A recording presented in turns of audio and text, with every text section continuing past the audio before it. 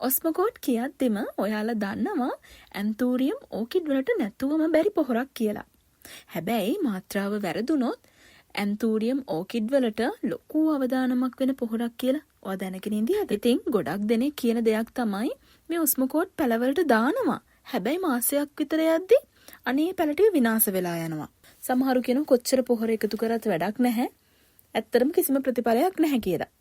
ඉතින් මේකට හේතුව තමයි નિયમિત මාත්‍රාව නොදැන පැලවලට ඔස්මෝකෝට් එකතු කිරීම. අනිත් හේතුව තමයි ඇන්තූරියම් ඕකිඩ් පැලවල විවිධ වර්ධන අවදීන් වලට දැමිය යුතු ඔස්මෝකෝට් පොහොර වර්ග තියෙනවා. ඉතින් දැනුවත්භාවයකින් තොරව සුදුසු පොහොර වර්ගය නොදැමීම නිසා තමයි මේ ඇන්තූරියම් ඕකිඩ් පැල වර්ධනයෙන් බාල වෙන්නේ. මල්හට ගැනීමක් සිද්ධ නොවෙන්නේ. ඒ වගේම තමයි මේ පැල විනාශ වෙලා යන තත්ත්වයටපත් වෙන්නේ. ඉතින් අද වීඩියෝ එකෙන් ඔස්මෝකෝට් ගැන හැම දෙයක්ම මම ඔයාලට කියලා දෙනවා. මුලින්ම අපි බලමු මොනවද මේ ඔස්මෝකෝට් කියන්නේ කියලා. වෙළඳපොලේ වට අඳුර ගන්න පුළුවන් මේ ඔස්මෝකෝට් ක්‍රීම් ලා දුඹුරු පාටින් පුංචි ගම්මිරිසැට වගේ තමයි මේ පොහොර එක සමන්විත වෙලා තියෙන්නේ. ඒ වගේම පිටතින් ඝනකම ආවරණයකින් තමයි මේක සමන්විත වෙලා තියෙන්නේ. මේ ඔස්මෝකෝට් ජලයේ දිය වෙන්නේ නැහැ. එතකොට මේ ඔස්මෝකෝට් අපි පැලයකට එකතු කරොත් එහෙම පොහොර පැලයේ මුල් වලට අවශෝෂණය වෙන්න සතියක වගේ කාලයක් යනවා. ඒක නිසා තමයි අපි ඇන්තූරියම් ඕකිඩ් පැල හිටවපු ගමන්ම මේ පොහොර දාන්නේ. ඒ වගේම තමයි ඔස්මෝකෝට් කියන පොහොර වර්ගය අපි භාවිතා කරන්නේ පොල්ලෙලි කොහුබත් වලින් හදන මාධ්‍ය මිශ්‍රණයන් එක්ක විතරයි. අන්න ඒක නිසා තමයි ඇන්තූරියම් ඕකිඩ් වගාවේදී ගොඩාක් ජනප්‍රිය පොහොර වර්ගයක් බවට පත් වෙලා තියෙන්නේ. හොඳයි.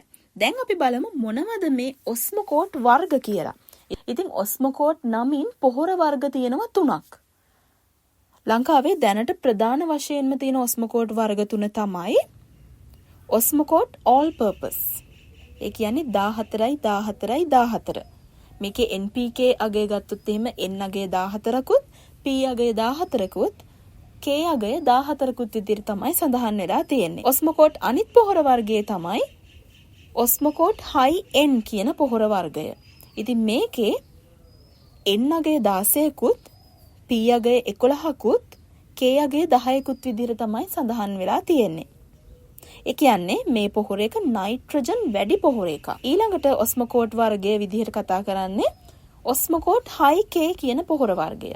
මෙතනදී N අගය 11කුත් P අගය 11කුත් K අගය 18කුත් විදිහට තමයි මේ පොහොර එකේ NPK අගය සඳහන් වෙලා තියෙන්නේ. ඉතින් මේ පොහොර වර්ගය අධි පොටෑසියම් පොහොර වර්ගයක්. ඉතින් මේ ඔස්මෝකෝට් වර්ග තුනේම අන්තර්ගත වෙලා තියෙන්නේ මෙන්න මේ NPK කියන අගය.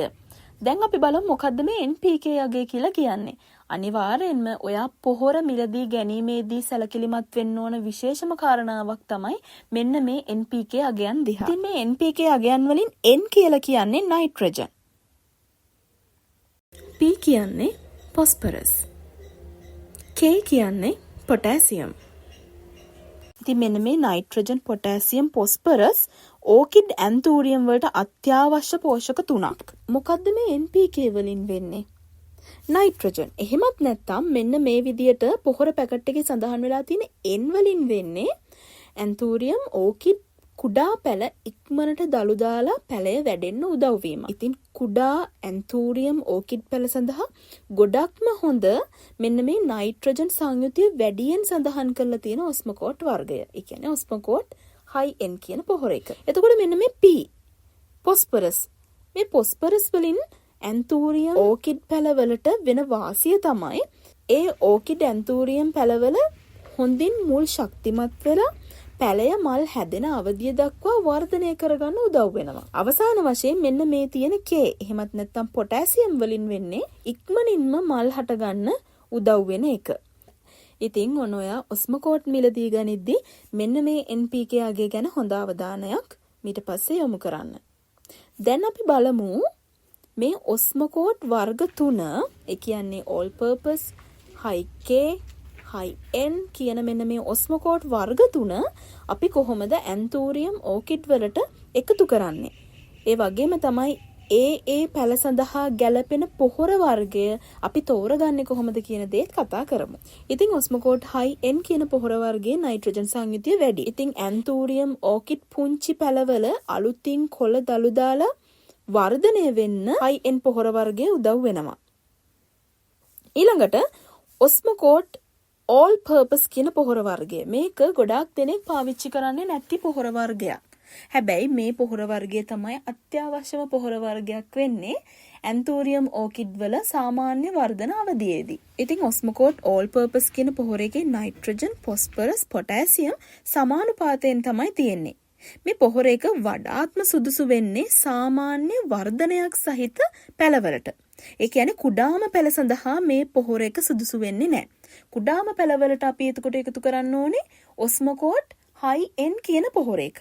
ඔස්මෝකෝට් high end පොහොර වර්ගයේ එකතු කරලා මේ පැලය සාමාන්‍ය වර්ධනයක් සහිත පැලයක් බවට පත් වුණාට පස්සේ තමයි අපි මෙන්න මේ all purpose කියන පොහොර එක පැලවලට එකතු කරන්න ගන්න. ඒකට හේතුව තමයි සාමාන්‍ය වර්ධනයක් සහිත පැලයක් බවට පත්වුණු පැලයකට අනිවාර්යෙන්ම නයිට්‍රජන්, ෆොස්ෆරස්, පොටෑසියම් කියන පෝෂක කොටස් සමානුපාතිකව ලැබෙන්න ඕනේ. එතකොට තමයි හොඳ වර්ධනයක් එක්ක මල් හට ගන්න අවධිය දක්වා පැලය නිරෝගීව වැඩෙන්නේ.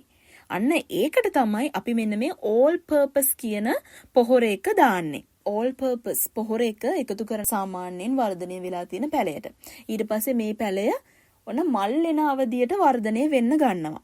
මල් එන අවධියට ආවට පස්සේ අපි මෙන්න මේ ඔස්මෝකෝට් high K කියන පොහොර එක ඕකිඩ් ඇන්තෝරියම් වලට එකතු කරන්න පටන් ගන්නවා. දැන් අපි බලමු ඔස්මෝකෝට් පොහොර යොදන ප්‍රමාණයන් කොහොමද කියලා. ඉතින් කුඩා ඇන්තෝරියම් ඕකිඩ් පැලවලට මෙන්න මේ ඔස්මෝකෝට් high end පොහොර වර්ගයෙන් තේ හැඳි භාගයක් එකතු කරන්න පුළුවන් පැලවලට. මේ ඔස්මෝකෝට් high end කියන පොහොර වර්ගය ඔයාට පැලේ බඳුන් ගත කරද්දි මේ එකතු කරන්න පුළුවන්. මොකද ඔස්මෝකෝට් වල තියෙන ඒ පෝෂක පැලයට උරා ගන්න සතියක විතර කාලයක් ගත වෙනවා. ඒක නිසා පැලයට කිසිම හානියක් සිද්ධ වෙන්නේ නැහැ. ඉතින් high end කියන පොහොර එක දාලා සාමාන්‍ය වර්ධනයක් තියෙන අවධියට ඕකිඩ් ඇන්තෝරියම් පැල ආවට පස්සේ අපි එකතු කරනවා all purpose කියන පොහොර එක. මේ all purpose කියන පොහොර එක ඔයාට එකතු කරන්න පුළුවන් පැලයට තේ හැන්දක වගේ ප්‍රමාණයක්. ඊට පස්සේ ඕකිඩ් ඇන්තෝරියම් පැලවල මල් හැදෙන අවධියට ආවට පස්සේ අපිට එකතු කරන්න තියෙන්නේ ඔස්මෝකෝට් high K කියන පොහොර එක. ඉතින් මේ ඔස්මෝකෝට් high K කියන පොහොර එක තේ හැන්දක් එකතු කරන්න පුළුවන් අපිට මේ පැලවල. ඉතින් මේ ඔස්මෝකෝට් වර්ග 3 ඇන්තෝරියම් ඕකිඩ් වලට එකතු කරන්න පුළුවන් ක්‍රම දෙකක් තියෙනවා. මේකේ පළවෙනි ක්‍රමය තමයි අපි ඕකිඩ් ඇන්තෝරියම් මාධ්‍ය සකස් කරනවානේ. පැලය හිටවන්න කලින් මෙතනදී අපි පොල්ලෙලි කැබලි, කොහුබාත්, කරදහයියා, එතකොට ගංගාවැලි මේ සියල්ල එකතු කරලානේ අපි මේ මාධ්‍ය මිශ්‍රණය හදන්නේ. අන්න ඒ මාධ්‍ය මිශ්‍රණය හදද්දිම අපිට පුළුවන් මේ පොහොර වර්ග එකතු කරන්න. සේරම නෙමෙයි මම අර කියපු පැලයට ගැළපෙන පොහොර වර්ගය. එතකොට උදාහරණයක් විදියට ඔයා පුංචිම පැලයක් හිටවනවා නම් high end පොහොර තේ හැඳි භාගයක් අර මීඩියම් එකට මික්ස් කරලා හදාගන්න පුළුවන්. මේකේ දෙවෙනි ක්‍රමය තමයි මේ විදියට net කෑල්ලක් අරගෙන ඒ net කෑල්ලට මම කියලා දුන්නු විදියට අවශ්‍ය ඔස්මෝකෝට් වර්ගයෙන් අදාළ ප්‍රමාණය දාලා මෙන්න මේ විදියට රබර් බෑන්ඩ් එකකින් ගැට ගහලා මේක ඔයාට පුළුවන් පැලේ සිටව ගනිද්දිම පැලේ මුල ළඟින් තියලා ඉතිරි මාධ්‍ය වලින් මේ පොහොර බෑග් එක වැහෙන විදියට ඉතිරි මාධ්‍ය වලින් පුරව ගන්න. මේකේ වාසිය තමයි මාස දෙකකට වරක් අපි ඔස්මෝකෝට් පොහොර සාමාන්‍යයෙන් මාරු කරන්න ඕනේ. ඉතින් අපි ඇන්තෝරියම් ඕකිඩ් වලට අන්න ඒ අවස්ථාවේදී අපිට ලේසියෙන්ම මේ පරණ ඔස්මෝකෝට් කැට ටික ඉවත් කරලා මේ හදපු net bag එකටම අලුත් ඔස්මෝකෝට් එකතු කරලා කලින් විදිහටම පැලේ මුල ළඟින් තියාගන්න පුළුවන්. ඉතින් ඔයාට පුළුවන් මේ ක්‍රම දෙකටම පැලවලට ඔස්මෝකෝට් එකතු කරන්න. ඊළඟට ඔස්මෝකෝට් දාන්න ඕනි කාලය අපි කොහොමද හරියටම අඳුනගන්නේ? මෙන්න මේ ප්‍රශ්නේ ඔන්න ඊළඟට ඔයාට එනවා. පැලයට එකතු කරපු ඔස්මෝකෝට් කැට මෙන්න මේ විදිහට පිත්තර කටුවක් වගේ කැඩෙනවා නම් අන්න ඒක තමයි හරිම කාලේ මේ ඔස්මෝකෝට් ආයි පැලවලට මාරු කරන්න ඕනි. ඉතින් ඔයාට මේ ඔස්මෝකෝට් වර්ග 3 මම කියලා දුන්නු විදිහට ඔයාගේ ඇන්තෝරියම් වගාවට ඕකිඩ් වගාවට එකතු කරලා හොඳ අස්වැන්නක් වගේම ඉක්මනින් පැල බෝ කරගන්න, මේ පැල වර්ධනය කරගන්න ලොකු උදව්වක් වෙනවා මේ කියලා දුන්නු විදිහට ඔස්මෝකෝට් පාවිච්චි කරොත්. ඔස්මෝකෝට් පොහොර වර්ගය ගැන මම දන්න හැමදේම ඔයාලත් එක්ක ෂෙයා කරගත්තා. ඉතින් වීඩියෝ එකෙන් ඔයා දෙයක් ඉගෙන ගත්තා නම් ලයික් එකක්, කමෙන්ට් එකක් දාන්න අමතක කරන්න එපා. ඒ වගේම මල් වගාව ගැන ඉගෙන ගන්න අපේ channel එක subscribe කරලා ළඟ තියෙන bell icon එක click කරලා තියාගන්න. ඊළඟ වීඩියෝ එකෙන් ඇන්තූරියම් මල් හටගන්න වෙළඳපොලේ ගන්න තියෙන හොඳම දියර පොහොර ගැන තමයි වීඩියෝ එකක් කරන්නේ. ඒ වගේම රෝස වගාවට එකතු කරන පොහොර වර්ග ගැනත් කියලා දෙනවා. ඉතින් මේ දෙකෙන් මුලින්ම කරන්න ඕන වීඩියෝ එක මොකක්ද කියලත් ඔයාලා කමෙන්ට් එකක් දාන්න. එතකොට මට පුළුවන් වැඩිම වෝට්ස් තියෙන වීඩියෝ එක කරන්න. ඉතින් මේ වීඩියෝ එක බලන්නත් ඉක්මනටම අපේ channel එක subscribe කරලා ළඟ තියෙන bell icon එක click කරලා තියාගන්න කියලා ආදරෙන් මතක් කරන ගමන් අපි ඊළඟ වීඩියෝ එකෙන් ඉක්මනින්ම හම්බ වෙමු.